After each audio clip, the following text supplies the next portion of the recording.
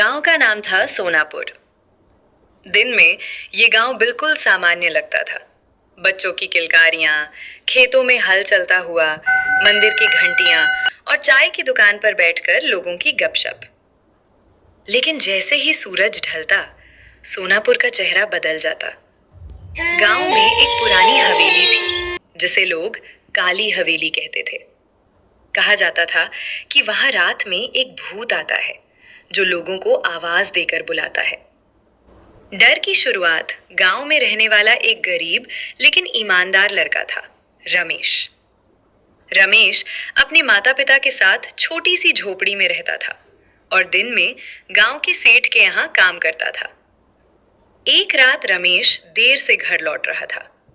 रास्ता काली हवेली के पास से होकर जाता था। अचानक उसे पीछे से किसी ने आवाज दी, रमेश, रमेश। रमेश का दिल जोर जोर से धड़कने लगा। उसने पीछे मुड़कर देखा, लेकिन वहां कोई नहीं था। तभी ठंडी हवा चली और पेड़ों की डालियां चरमराने लगी। रमेश डर के मारे तेजी से चलने लगा, लेकिन तभी उसने देखा एक सफेद साया जो जमीन पर पैर रखे बिना तैर रहा था। रमेश डर के मारे चिल्लाया और भागते हुए घर पहुंच गया। अगली सुबह रमेश ने सारी बात गांव वालों को बताई। सबके चेहरे पर डर छा गया। बूढ़ी दादी बोली, मैं तो पहले से कहती थी, काली हवेली में रात का भूत है। गांव के सेठ हंसे और बोले, अरे ये सब मन का वहम है, कोई भूत वूत नहीं होता। लेकिन उसी रात गांव के एक और आदमी मोहन भी काली हवेली के पास से गुजरा। उसने भी किसी को कहते सुना, मोहन इधर आओ। मोहन ने जैसे ही पीछे देखा, उसके सामने लाल आंखों वाला भयानक चेहरा था। मोहन बेहोश होकर गिर पड़ा। अब पूरा गांव डर गया। गांव के मंदिर के पुजारी जी बोले, ये कोई आम आत्मा नहीं है, जरूर किसी का अधूरा काम है। रमेश ने हिम्मत दिखाई और कहा, मैं इस रहस्य को सुलझाऊंगा। उसकी मां डर गई। नहीं बेटा, मत जाना, वो भूत तुझे नुकसान पहुंचा देगा। लेकिन रमेश ने ठान लिया। अमावस्या की रात थी। चारों तरफ घना अंधेरा और चांद भी नहीं। रमेश हाथ में टॉर्च लेकर काली हवेली की ओर बढ़ा। हवेली का दरवाजा अपने आप चिर्र की आवाज के साथ खुल गया। अंदर घुसते ही अजीब बदबू और ठंडी हवा ने उसका स्वागत किया। तभी दीवार पर किसी की परछाई दिखी। कौन है? रमेश कांपती आवाज में बोला।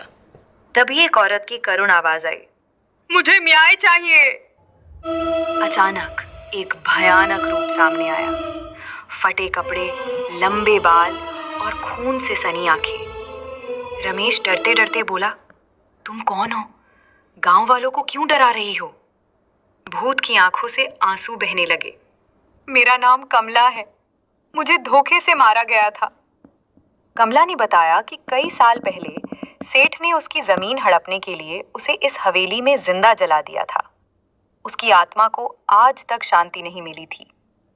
मैं किसी को नुकसान नहीं पहुंचाना चाहती, मैं सिर्फ सच सामने लाना चाहती हूँ, कमला बोली। अगली सुबह रमेश ने गांव की पंचायत बुलाई। उसने सबके सामने सेठ की सच्चाई बता दी। पहले सेठ ने इनकार किया, लेकिन जब गांव वालों ने पुराने सबूत निकाले तो सेठ का झूठ पकड़ा गया। पुलिस आई और सेठ को गिरफ्तार कर लिया गया। उस रात रमेश फिर हवेली गया। कमला की आत्मा सफेद रोशनी में खड़ी थी। अब मुझे शांति मिल जाएगी, कमला मुस्कुराई। धीरे धीरे वो रोशनी में बदलकर आसमान में विलीन हो गई। हवेली से डरावनी हवाएं बंद हो गईं। काली हवेली अब शांत हो चुकी थी। अब सोनापुर में फिर से खुशियां लौट आईं। लोग चैन से सोने लगे। कोई भूत की आवाज नहीं, कोई डर नहीं। रमेश को गांव का हीरो माना जाने लगा। लोग कहते, रात में आने वाला भूत डराने नहीं, न्याय मांगने आया था।